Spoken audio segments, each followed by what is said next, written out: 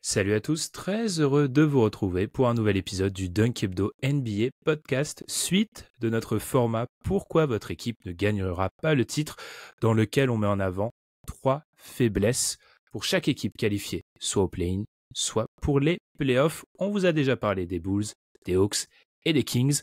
Place aux Pelicans. Pour ce faire, j'ai avec moi le petit prince du podcasting NBA FR, Constant. Comment ça va, Constant? Ah, le petit prince, alors je m'attendais pas à cette introduction pour le coup. Non, bah ça va, on va parler d'une équipe que j'aime bien en plus, les Pélicans. Donc je suis content de parler de cette équipe avec. Je sais que c'est pas une équipe qui a le plus de fans, fanbase, la fanbase la plus étoffée en France. Même au niveau des gens, je sais que dans la conve de Hebdo, tout le monde n'est pas fan des Pélicans. Mais moi j'aime bien cette équipe, donc content d'en parler. C'est vrai. Alors, en théorie, tout le monde est plus ou moins content de parler de l'équipe dont il va parler parce qu'on s'est laissé les choix. On n'a pas imposé les équipes et effectivement, je pense qu'au niveau des Pélicans, on devait être sur une des franchises qui avait le moins de potentiel acquéreur avec les Hawks et les Nets, peut-être parce que on a fait ça à une époque où les Nets pouvaient peut-être se qualifier, c'est plus trop le cas. En tout cas, avant de débuter, on vous rappelle de nous suivre sur votre plateforme de podcast préférée, mais aussi sur Twitter, également sur YouTube. Les plateformes de podcast et YouTube, vous avez remarqué qu'on n'a pas appelé ces émissions Pourquoi votre équipe ne gagnera pas le titre, parce que finalement, on s'est ravisé. Et en mettant ça, Constant, je me suis dit, non, ça pourrait être mal interprété, donc on a parlé de faiblesse, mais le format reste le même par rapport à ce qui avait été présenté dans l'épisode sur les Bulls. Bref, l'intro a déjà assez long comme ça. Constant, tu as donc hérité des Pels. On commence comme d'habitude. Est-ce que tu peux nous résumer, parce que tu l'as dit, peut-être que beaucoup de nos auditeurs n'ont pas vraiment suivi la saison 2023-2024 des Pels. Alors, qu'est-ce qu'ils ont fait du côté de la Louisiane cette année? C'est une équipe qui a connu 2 saisons, on va dire, comme beaucoup d'équipes. Mais il y a un début de saison, on va dire, qui est un petit peu difficile avec, il me semble qu'il débute en 3 victoires pour 9 défaites sur le début de saison, avec quelques interrogations, notamment autour du poids de Zion lors du fameux In-Season Tournament du côté de Vegas. On avait quelques reports, on a eu le détail du contrat de Zion disant que sur les futures années, il était soumis à certaines restrictions au niveau de son poids pour avoir de l'argent garanti. Il y avait quelques tensions qui pouvaient naître en interne vis-à-vis de Brandon Ingram, qui n'était pas très satisfait de son rôle, un peu dans le prolongement de ce qu'on avait vu avec Team USA durant la Coupe du Monde, où il semblait pas vraiment être impliqué, un petit peu déçu, on va dire, de devoir partager de nouveau la balle avec Zion. Ça s'est poursuivi à peu près jusqu'à Noël, puisque finalement, les Pels sont en 17-14 à Noël, et à partir de Noël, ils ont le 4e meilleur bilan de toute la ligue depuis cette période, derrière Boston, derrière OKC, derrière Denver, et à égalité avec les Clippers. Donc, vous avez remarqué déjà qu'il n'y a qu'une seule équipe de la conférence Est, ça c'est pour la Ligue 2. Mais après, avec une défense non, une attaque, j'en avais parlé en équipe positive dans le deuxième 4 quarts, et tu en avais parlé en équipe positive même dans le troisième 4 quarts, donc on en avait parlé 2 fois en bien des Pels, pour montrer que c'est une équipe qui vraiment a pris un coup d'accélérateur, défense qui est devenue très bonne pour des raisons parfois un peu euh, Luke Skywalker-esque, on va dire, on en parlera après. Et puis après, on attaque le retour de Trey Murphy qui a commencé à remettre un petit peu dedans. Puis surtout, la complémentarité entre Zion, McCollum et Brandon Ingram, la synergie entre les trois qui s'est bien développée. Donc oui, c'est une équipe qui a su se relever, qui a su peut-être un petit peu dépasser ce qu'on aurait pu attendre d'elle cette saison, en tout cas au niveau du classement. On va voir comment ça va se poursuivre avec la blessure de Brandon Ingram qui va louper 2 semaines. Mais c'est une équipe, oui, qui, pour moi, a su se relever après un début de saison pas simple et après ce qui s'était passé l'an dernier suite à la blessure de Zay. C'est vrai que en lisant 2-3 interviews en préparant l'émission, rappelons quand même que le présentateur dans ce genre d'émission est un peu en retrait. Constant, tu as tout le loisir de partir en monologue sur les Pels. Le In-Season Tournament a l'air de les avoir un peu marqués. Parce que j'ai lu beaucoup de reports comme quoi ils ont été un petit peu blessés dans leur ego. Et comme tu l'as dit, c'est pas une équipe qui est souvent mise en avant. Donc le fait d'être à Vegas et de se faire atomisé par les Lakers, je pense que ça a laissé quelque chose, effectivement. On peut aussi parler, alors moi j'aime toujours bien parler des over-under et surtout avec les Pels parce qu'il y a une espèce de blague qui était une running joke sur les Pels, c'est qu'ils n'avaient jamais à atteindre leur over-under, c'est-à-dire leur prédiction de Vegas. C'est la première fois depuis 2017-2018 qu'ils vont taper leur over. Quand même, ça fait quand même beaucoup d'années qu'ils n'y arrivaient pas. Et j'ai surtout lu, et ça je pense que ça va être un truc dont on va pas mal parler, Constance, c'est que cette année c'est aussi celle où on a eu des Pels en bonne santé, avec Zion et Ingram qui ont enfin pu jouer ensemble. Et ça change quand même beaucoup de choses pour cette équipe-là. Bien sûr, bah déjà récupérer Zion sur une saison entière, c'est-à-dire que c'est déjà la saison où Zion a joué le plus de matchs de toute sa carrière. Alors oui, il n'a pas une carrière extrêmement productive, mais non, il lui en manque 2 d'ailleurs. Je dis des bêtises. Il en a joué 61 la 2020-2021, qui était une saison extraordinaire d'ailleurs de Zion juste avant sa blessure finalement. Et oui, c'est là où tu vois aussi à quel point la NBA va vite, dans le sens où Zion était un peu vu comme le nouveau visage de la NBA avant de se blesser. Encore l'an dernier, il y avait cet aspect où il était très mis en avant, les Pels étaient pas mal diffusés sur ESPN, et tu vois que la blessure de l'an dernier lui a vraiment enlevé tout pouvoir médiatique et tout pouvoir médiatique des Pels. Alors déjà, les Pels ne sont pas une franchise comme les Lakers, comme les Celtics, comme les Knicks. C'est pas un énorme marché, donc pas forcément mis en avant de base. Mais là, tu avais le cas Zion qui pouvait mettre un coup de projecteur. Et même là, Zion a perdu un petit peu en estime auprès des médias américains qui se sont tournés vers Ja Morant il y a de ça 2 ans, Anthony Edwards et Victor cette année. Enfin voilà, la NBA va très vite. Mais effectivement, c'est une saison en pleine santé parce que l'an dernier, déjà, il y avait la blessure de Zion, puis la blessure d'Ingram. Donc, les Pels ont trouvé un petit peu de continuité. On sait que le staff médical du côté de New Orleans a pas mal été modifié cette saison, même au niveau des facilities, donc au niveau des infrastructures. Il y a eu pas mal de taf qui a été fait sur ça. Donc oui, c'est un point positif, c'est qu'ils ont enfin réussi à être en santé. Et dès qu'ils arrivent à être en santé, bah, tu as une équipe compétitive dans une conférence Ouest qui est déjà très compétitive en soi. Mon mauvais esprit m'amènera à dire que maintenant, du coup, il nous force Anthony Edwards, du coup, en tant que Oui. nouveau porte-drapeau, parce qu'il faut bien trouver un Américain. Du coup, Bien donc, sûr, ça peut pas bien être, sûr. ça peut pas être un joueur international. Donc, après nous avoir fait une propagande Zion, c'est une propagande Anthony Edwards. Bref, commençons, Constant. Là, on a été plutôt dithyrambique. Malheureusement, dans ce format-là, on met en avant 3 faiblesses. Et tu parlais de Star Wars et de Luke Skywalker, donc qui n'a jamais existé dans les 7, 8 et 9. Hein, ces films n'ont du coup pas existé. Et tu veux nous parler, dans un premier temps, parce que je vais garder la défense un peu Luke Skywalker pour tout à l'heure, d'absence de spacing malgré une belle efficacité de loin. Alors, qu'est-ce que tu veux dire par là, Constant? Bah, en fait, le problème des Pels, c'est que, comme tu l'as dit, c'est une équipe qui est efficace à 3 points. Si tu prends sur la saison, ils sont dans le top 5. Oui, ils sont quatrième même en pourcentage à 3 points. Non, ils sont quatrième depuis Noël. Alors, excusez-moi, je remets la stat. Voilà, ils sont cinquième. Bon, ça valait bien le coup de réinitialiser alors qu'ils étaient à la même place. Non, mais si on prend en tout cas leur fréquence de tir à 3 points, en fait, le problème de ces Pels, c'est que c'est la 25e équipe qui tente le plus de 3 points au niveau de la répartition de ses tirs.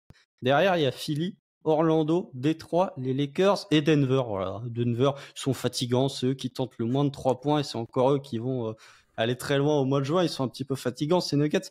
Mais c'est cette problématique, c'est qu'il y a une différence vraiment entre spacing et adresse. C'est que tes 2 meilleurs joueurs, que ce soit Zion ou que ce soit Brandon Ingram, sont des joueurs qui ont souvent les mêmes zones sur le terrain, un petit peu à mi-distance, quoique Zion démarre parfois derrière la ligne à 3 points au niveau de ses drives, mais c'est pas des joueurs de gros volume à 3 points.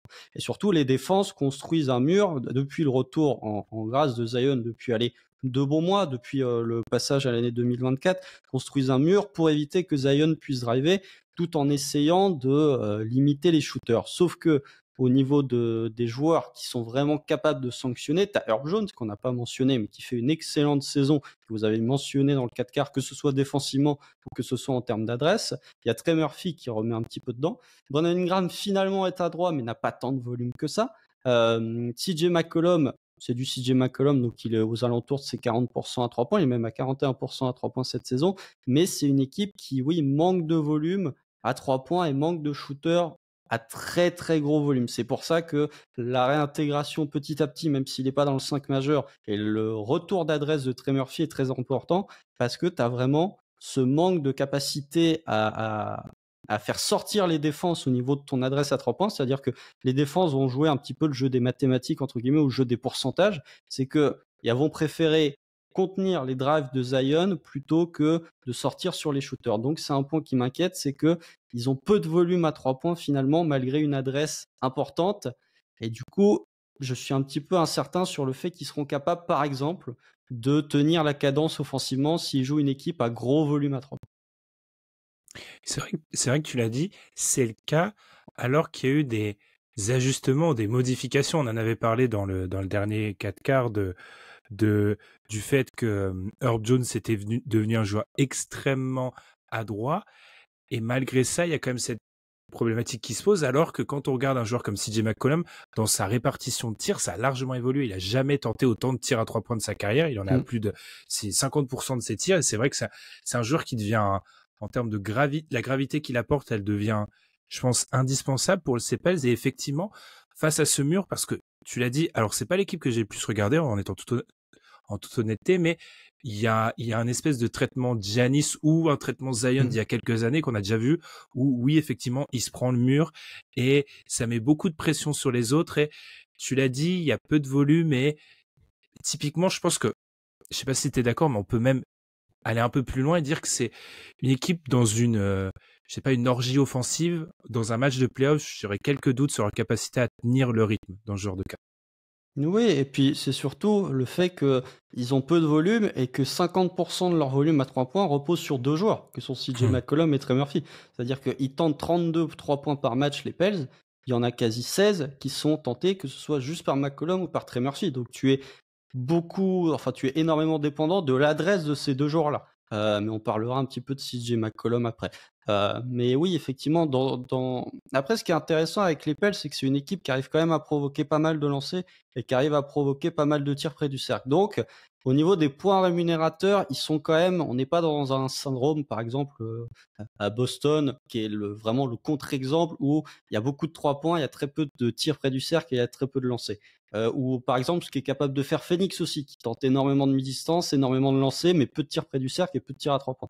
Donc ils ont toujours un peu cet aspect rémunérateur qui peut potentiellement les aider en playoff à maintenir la cadence face à une équipe qui serait à droite à 3 points, mais je reste inquiet au niveau des match-ups parce que tout dépend du protecteur de cercle adverse que tu peux avoir et de l'équipe en face et sa capacité à protéger le cercle. Donc effectivement, il y a un mur autour de Zion, comme tu l'as dit, et à voir si sur certains matchs, par exemple, j'ai souvenir du match, le récent match face aux Clippers, où il y a un mur qui est construit du côté Zion, mais Zion arrive quand même à attaquer, arrive quand même à driver sur cette équipe et à marquer 2 points, parce que la protection de cercle des Clippers est assez mauvaise. Par contre, si tu viens jouer les Wolves, eh ben là, pour le coup, avec la longueur des Wolves au niveau des ailiers et avec potentiellement ne serait-ce qu'un Rudy Gobert, sans même parler du retour de Karl Anthony Towns, ça va être beaucoup plus difficile de le driver. Même s'ils ont déjà remporté des matchs face aux Wolves cette saison, mais c'était des matchs où ils ont su marquer via leur adresse extérieure. Donc, sur ce point-là, je suis un petit peu circonspect. Je n'ai pas entièrement confiance, on va dire, en la capacité de certains joueurs à continuer cette adresse en playoff. C'est-à-dire qu'on a beaucoup parlé de l'adresse de Herb Jones à 3 points. J'attends de voir sur une série de playoffs si l'adresse un peu anormale qu'on a pu voir cette saison, même si voilà, on est sur un échantillon qui est quand même assez élevé, donc on devrait arrêter entre guillemets d'être surpris. Je m'attends quand même à voir McCollum et Herb Jones à plus de 42% à 3 points sur une série de playoffs. J'attends. La passe décisive est trop belle. Tu as parlé de protection de cercle, de protecteur de cercle. Allons-y. Ta deuxième inquiétude, la deuxième faiblesse que tu souhaites mettre en avant, Constant, c'est le manque de protecteur de cercle de ces Pelicans. Ouais, c'est ce que j'appelais un petit peu la défense chevalier Jedi. Mais il semble, c'est Nate Duncan hein, il me semble que c'est Nate Duncan qui en a parlé le premier, donc je vais lui rendre hommage. Mais non, si vous regardez les stats en termes de fréquence, bah vous dites bon, bah en fait les Pels, c'est la 10e équipe qui concède le moins de tirs près du cercle. Par contre, bon, top 10, ça c'est pas mal. Il y a Golden State, Miami, Boston, les Lakers, il y a Sacramento. Déjà, ça fait se lever un sourcil. Il y a Houston et il y a Utah. Donc comme quoi, faut peut-être regarder au niveau de l'efficacité des équipes adverses sur les près du cercle tout simplement. Et si on regarde l'efficacité, bah, les adversaires, enfin les Pels ne sont que la 19e défense en termes d'efficacité pour les équipes adverses près du cercle. Donc ils sont il y a que 10 équipes qui font pire que 10 équipes où les équipes adverses sont plus efficaces au cercle, avec Philly, les Lakers, les Warriors, comme quoi protéger le cercle, bah, c'est pas forcément être plus adroit. Et ça souligne un petit peu ce point-là, c'est que les Pels, leur protecteur de cercle, c'est soit Jonas Valanciunas, soit Larry Nance. C'est un peu faible, on va dire, surtout pour des équipes qui sont capables de driver le cercle. Je pense notamment au Kessie qui est capable de driver. Je pense même si j'ai souligné le manque d'incapacité à aller chercher des tirs près du cercle, à ce qu'il est capable de faire Phoenix avec Bradley Beal qui devient un joueur de drive sur les dernières semaines.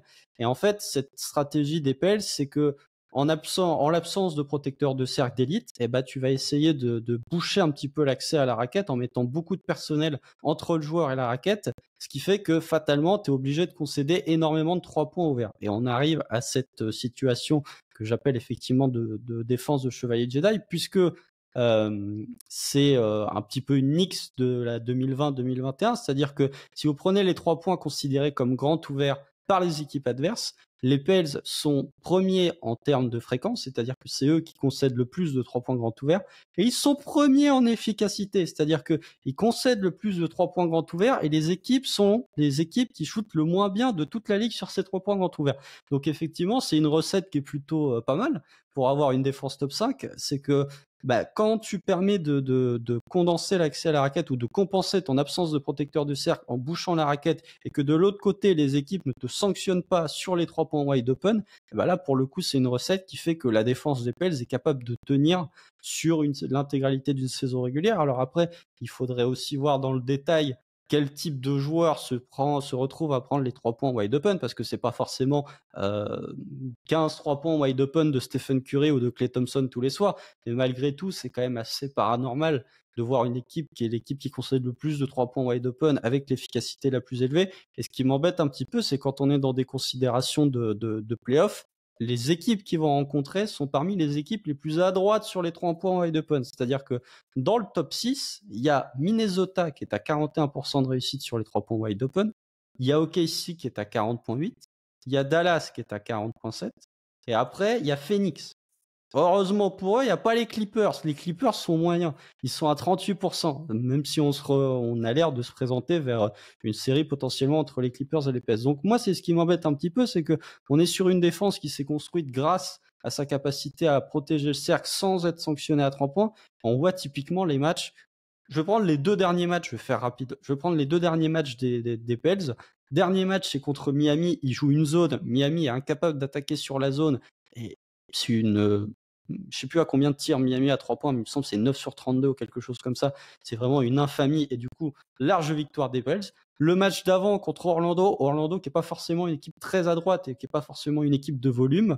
Ils sont à 14 sur 42, il me semble, ou à 16 sur 42 à 3 points. Et là, tu as une victoire de plus 20 du Magic. Donc, je trouve que au niveau de la variable des 3 points wide open, de toutes les équipes dont on va parler, en tout cas dans le haut de chaque conférence, c'est peut-être celle qui est le plus subjecte à voir cette variance évoluer en playoff et ça peut changer beaucoup de choses dans leur défense.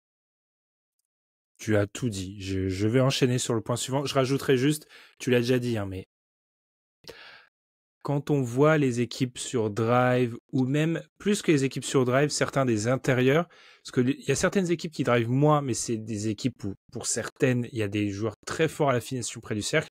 Je suis un peu terrifié à l'idée de t'aligner avec Jonas Valanciunas et des 5 avec Larry Nance, voir l'espèce de fantasme d'un espèce de 5 small ball dominant qui se fait atomiser. Je lisais un article de The Ringer sur ça, sur les peu de minutes où ils ont joué ensemble, où il n'y a ni Larry Nance, ni Valanciunas. Donc bon, à voir, mais je suis assez d'accord avec toi. Et d'où l'intérêt d'avoir un spécialiste de l'équipe en question, qu'on sent qu'il allait nous trouver des stats vraiment très, très éclaircissants. On a parlé d'attaque, on a parlé de la défense. Par contre, quelque chose qui concerne les deux, le clutch. Alors, ça fait déjà 2 ou 3 fois qu'on en parle en 4 épisodes du clutch. On en a parlé pour les Bulls, on va en parler aujourd'hui, mais dans le côté négatif. Tu es un peu inquiet pour les Pels dans les moments un peu chauds, c'est ça, Constant? Ah bah oui, parce que c'est-à-dire que si vous regardez le clutch, alors la définition, c'est pas qu'elle est floue, mais on va dire qu'elle est un peu arbitraire, la définition d'un match clutch, mais pour ceux qui ne savent pas, c'est moins de 5 minutes à jouer dans le 4e quart, 5 points d'écart ou moins entre les deux équipes. Et c'est ce qu'il faut pour qu'un match soit considéré comme clutch par la NBA. Déjà, si vous prenez le nombre de matchs joués dans le clutch cette saison, les Pels sont l'équipe qui ont joué le moins de matchs considérés comme clutch cette saison, ils en ont joué que 24. Le 29e, c'est New York, déjà, est à 27, ça fait 3 de plus. Si vous prenez le premier, c'est Atlanta. Au moins, Atlanta, ils sont divertissants, c'est des matchs serrés. Ils ont joué 41 matchs, ça fait 17, ça fait plus de 33%, plus d'un tiers de supplémentaire. Et si vous prenez un petit peu le net rating, alors le net rating sur des situations de clutch, c'est pas toujours le plus probant, mais les Pels sont quand même 27e au niveau du net rating dans le clutch. Derrière, il y a Miami. Bon, Miami qui va passer premier dans le clutch quand les playoffs vont arriver, ça on connaît. C'est une année sur deux Miami dans le clutch, bref. Ouais, bien sûr. Et 29e et 30e, c'est Détroit et Washington. C'est les deux seuls. C'est les deux seuls qui sont en dessous. Ça, c'est normal, c'est le tanking job. Et si vous prenez juste le pourcentage de victoire, du coup, et que vous sortez un petit peu du net rating, ils sont 21e. Ils ont gagné moins d'un match sur deux considéré comme clutch. Ils sont en 11 victoires pour 13 défaites. Et derrière, il y a Atlanta, Houston, Toronto, Charlotte, Memphis, Brooklyn, San Antonio, Détroit, Washington. Quasiment que des équipes qui tankent et les Rockets qui sont un peu dans une situation entre deux. Donc, c'est ça qui m'inquiète un petit peu, c'est le manque aussi de capacité de shot making. C'est-à-dire que on parle beaucoup de Zion en bien dans des situations où c'est serré, où tu dois donner la balle à quelqu'un du côté des Pels. J'ai moyennement confiance sur la capacité de Zion à vraiment aller chercher ce panier qu'il faut absolument, ou je sais pas, t'es en match 5, il y a -1, et là pour le coup tu peux avoir un mur qui se construit sur la défense et du coup le drive de Zion qui peut très mal finir. Brandon Ingram a montré qu'il était capable sur certaines séquences de sanctionner, et là aussi j'ai assez peu de confiance. CJ McCollum, on en parlera un peu après, mais là aussi je suis assez sceptique. Il a montré à Portland qu'il était capable, même il y a quelques gros tirs aussi du côté de New Orleans cette saison, dans des matchs serrés ou alors des moments où il va prendre vraiment les commandes de l'attaque. Mais oui, ce manque de shot making m'embête un petit peu parce que j'ai l'impression que les Pels, c'est l'une des rares équipes, en tout cas dans la conférence Ouest, quand vous regardez le top 8, à qui il y a une certaine incertitude sur dernière possession, il faut un panier, à qui tu donnes la balle. Et pas dans le sens, t'as pléthore de talents, par exemple comme aux Suns, où tu peux te dire, je peux donner la balle à Devin Booker, je peux donner la balle à Bradley Beal, potentiellement, je peux la donner à Kevin Durant. Là, il y a plus une incertitude de dire qui est vraiment capable d'aller me chercher ce panier. Et normalement, tu as plutôt envie de tendre vers ton meilleur joueur, mais comme Zion n'a quasiment que du drive, ou en tout cas que de la finition près du cercle, je suis un peu sceptique. Et du coup, tu t'en remets sur Ingram et sur McCollum, qui sont pas connus pour être des joueurs qui créent la meilleure séparation au niveau de leur tir. Donc, tu te remets sur un top shot maker, sur un tir difficile. C'est ça qui m'embête un petit peu. Et encore une fois, si on prend les confrontations de playoff et si on prend les adversaires potentiels qu'ils peuvent affronter en playoff, Denver, en pourcentage de victoire, ils sont 3e. OKC est 7e, Minnesota est 9e. Les Clippers sont ils sont 12e aussi. Donc, ça commence à faire beaucoup de points d'incertitude pour ces Pels. J'entendais ça dans un podcast, je crois, c'était Real GM, qui parlait de l'importance, en plus des joueurs, d'avoir des sets où, comme on est deux fans de football américain, on va dire que dans des situations précises, les coachs de football américain, ils ont 3-4 jeux qu'ils vont appeler parce qu'ils savent qu'en théorie, c'est le jeu. Si tout se passe bien, je gagne mes 5 yards et ça devrait aller. Voilà. Et j'ai pas assez vu jouer les Pels, mais d'après ce que tu me dis et de ce que j'ai vu des Pels, j'ai cette sensation-là où, contrairement, alors oui, l'exemple ultime, c'est Denver, où ils ont leur système et t'as l'impression que avec Aaron Gordon dans le dunker spot, le pick and roll avec Jamal Murray et Jokic, tu as l'impression que c'est 2 points assurés. Mais c'est peut-être une sensation, effectivement, que du côté des Pels, il n'y a pas ces 4, 5, 7 où tu te dis, bon, en théorie, là, on est censé marquer 2 points, on est censé obtenir une faute. On est censé avoir, d'après ce process-là, quelque chose de bon à la fin. C'est vrai qu'il n'y a peut-être pas ça. Et effectivement, c'est des situations qui, en play-off, ont tendance à beaucoup plus répéter qu'en saison régulière. En plus, comme tu l'as dit, quand tu n'as pas joué beaucoup de minutes dans le clutch. On a été un peu négatif. On est obligé, c'est le format. Le motif d'espoir, Zion. Tu as hésité à le mettre, tu m'as dit. C'est juste parce que vous en avez parlé dans le 4 quarts, mais sinon, Zion, je parlais du fait qu'il avait perdu un petit peu tout impact médiatique. Je trouve ça dommageable dans le sens où la saison qu'est en train de proposer Zion, elle est quand même d'un calibre très élevé. Alors oui, il y a eu toutes ces rumeurs au niveau de son poids. Et c'est vrai que même moi qui suis plutôt quelqu'un qui apprécie Zion, je vais pas non plus dire qu'il était dans sa forme optimale en début de saison. Que là, effectivement, il est beaucoup plus fit. Il y a des situations, voilà, vous avez vu face aux Clippers, il monte le terrain en 3 secondes, il court beaucoup plus vite, il se déplace beaucoup plus vite, il y a beaucoup plus de mobilité, bien sûr.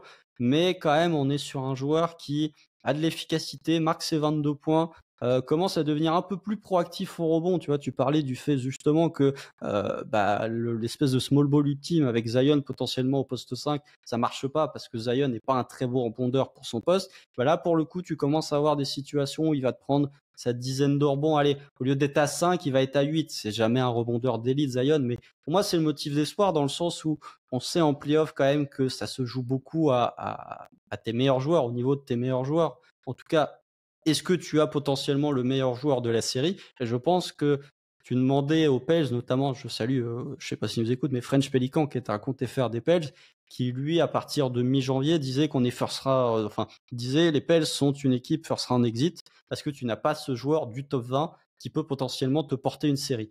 Je trouve qu'avec le niveau que Zion a récemment, tu te rapproches d'un joueur DH20. Alors peut-être qu'il y sera, peut-être qu'il y sera pas, on en reparlera en septembre, mais on est dans une situation, voilà, on a parlé de ce joueur durant l'enregistrement là tout de suite, mais s'il joue les Wolves, par exemple, au premier tour sur une match-up 3-6 ou 2-7, je suis pas complètement contre, voire même je suis plutôt pour dire que les Pels ont potentiellement le meilleur joueur de la série. Alors je sais que ça va faire enrager certains fans des Wolves ou je sais qu'il y a une grosse cote d'estime sur Anthony Edwards, mais moi je trouve pas ça déconnant que Zion, avec sa capacité à vraiment faire bouger les défenses sur ses lignes de drive et sur la capacité à attirer des défenseurs justement pour construire un mur sur lui, je pense que tu peux avoir 2 semaines potentiellement face aux Wolves où Zion peut être le meilleur joueur d'une série.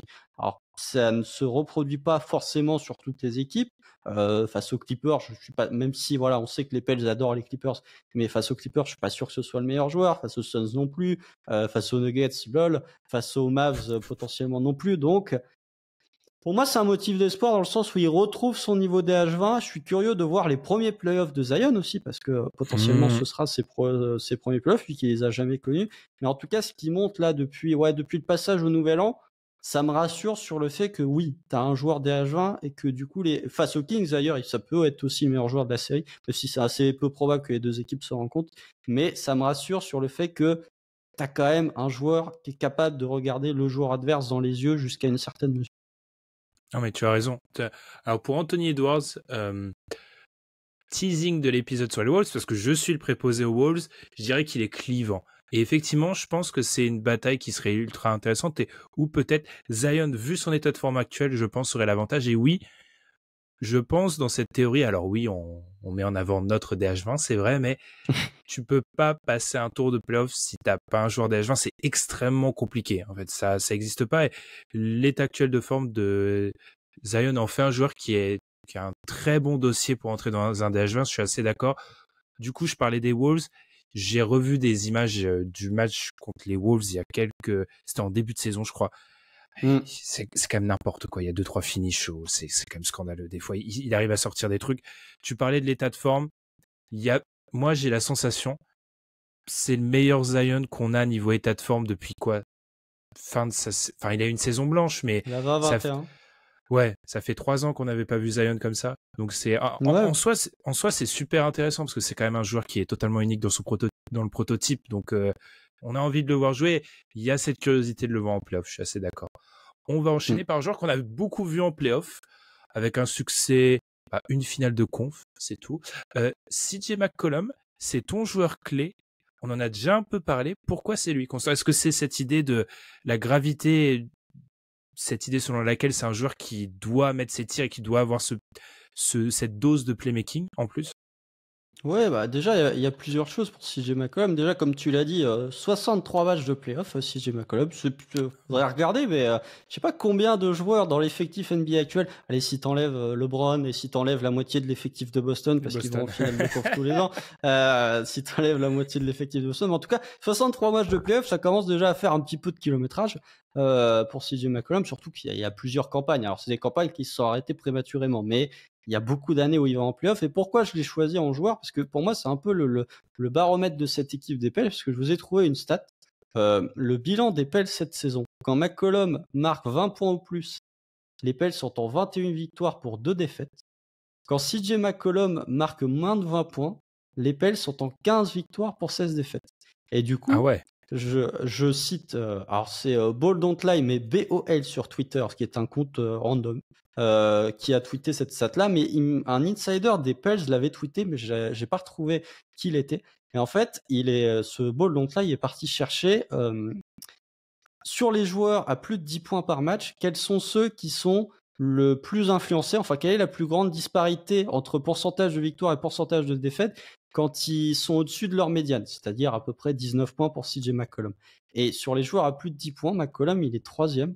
Le premier qui a la plus grosse disparité, c'est Onyeka Okongwu, et le deuxième, c'est Bénédicte Mathurin. Voilà. Forcément, c'était les Hawks. Bah, bien sûr, c'est les Hawks.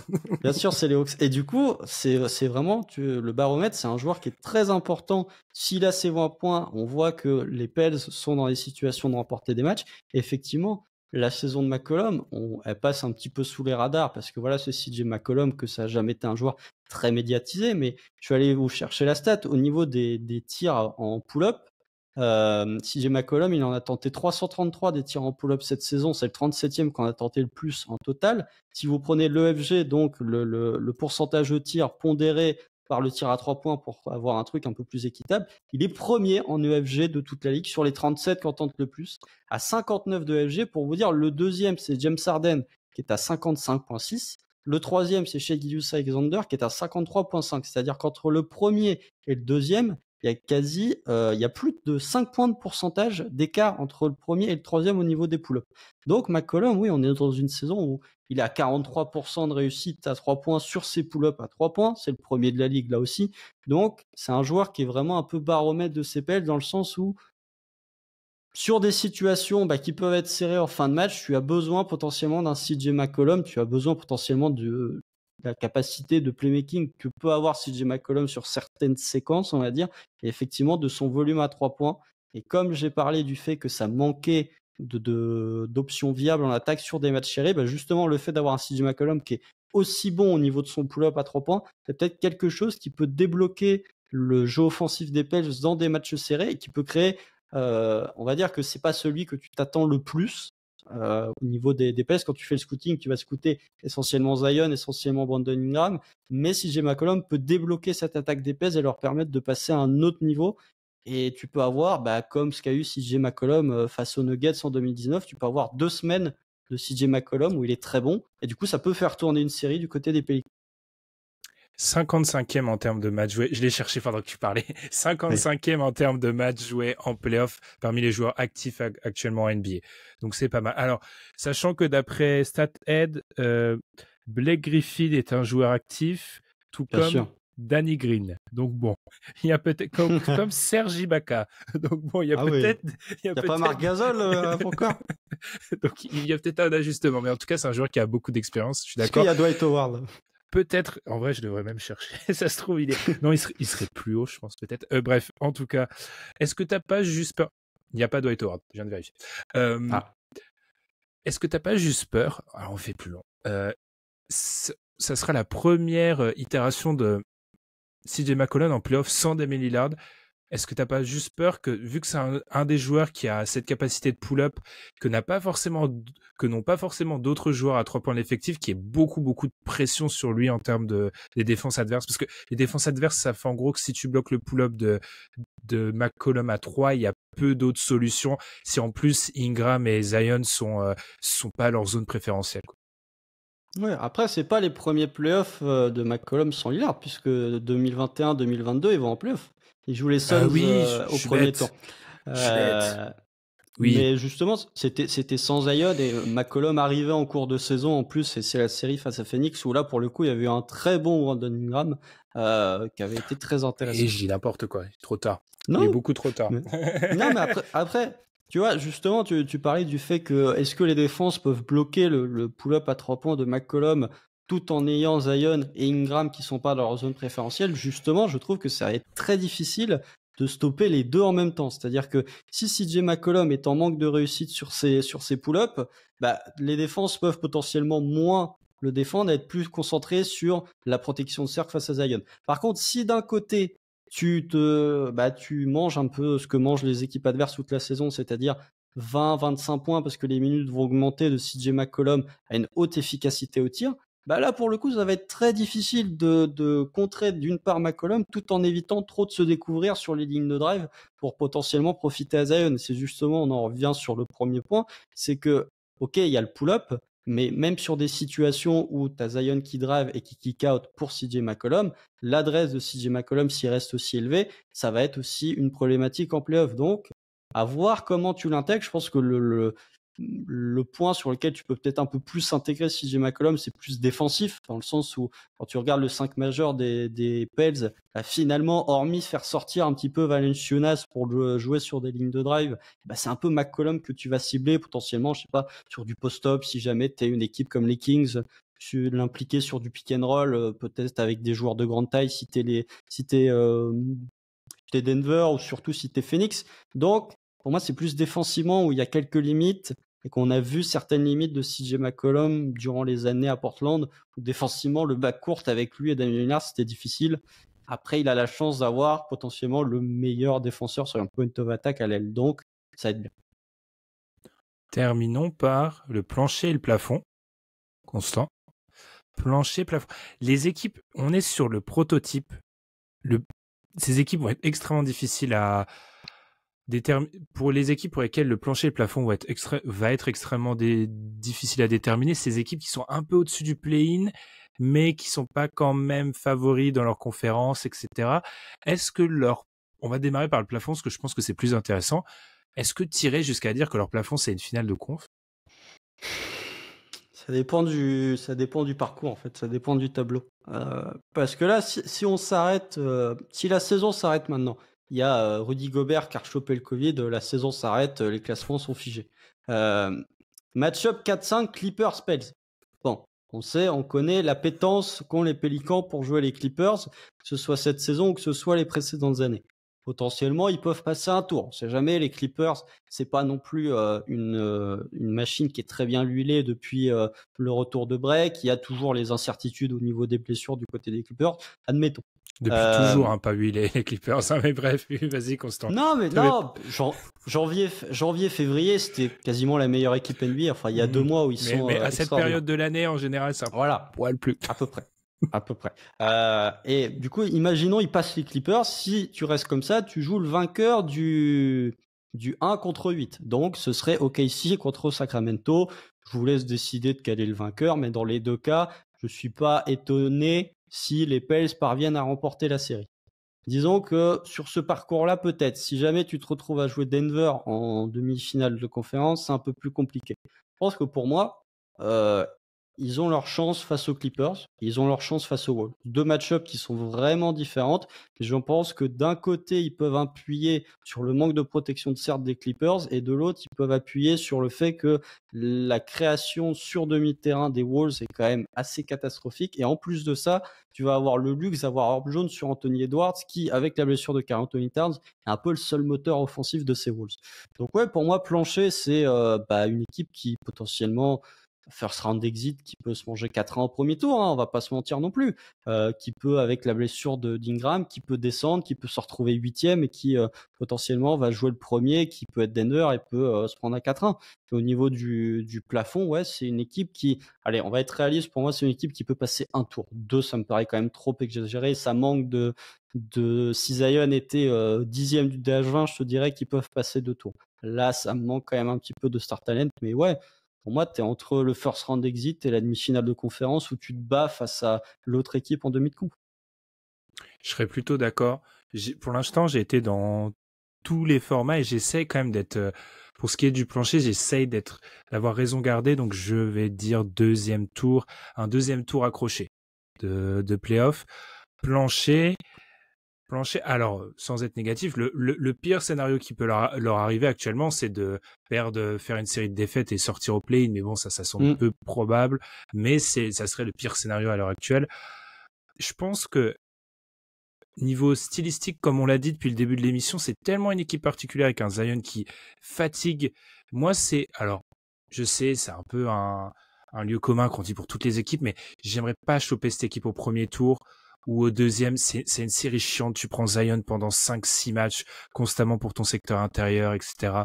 C'est embêtant. Je pense que c'est embêtant, mais tu l'as dit, Moi, c'est le playmaking. C'est un point qu'on n'a pas trop abordé, mais moi, je suis un peu terrifié par leur manque de playmaking sur des matchs où ça fait 8 saisons de Dunk Hebdo en playoff. J'ai l'impression que le mot playmaking, on devrait faire une analyse des textes, mais plus tu montes dans les modes en playoff, plus tu avances, plus on passe de passing, plus on parle de connecteur, de playmaking, de passing. Donc, c'est le truc qui me gêne un peu. Mais je reverrai le même destin. Eh bien, voilà, Constant. On a réussi.